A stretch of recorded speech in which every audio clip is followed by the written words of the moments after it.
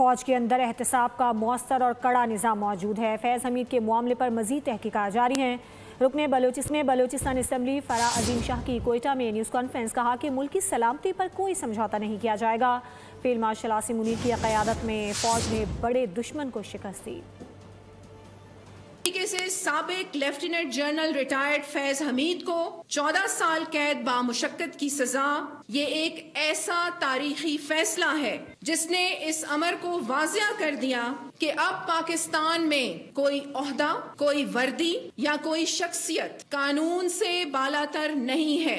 ایک مرد مومن، مرد حق فیلڈ مارشل سید عاصم منیر کہ جب سے انہوں نے اپنی قیادت سنبھالی، پاکستان کا پورا منظر نامہ نہ صرف نیشنل لیول پہ بلکہ انٹرنیشنل لیول پہ بدل کے رکھ دیا۔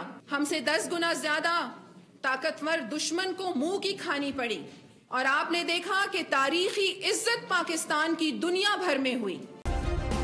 سبسکرائب کریں اور بیل دبائیں تاکہ کوئی خبر رہ نہ جائے۔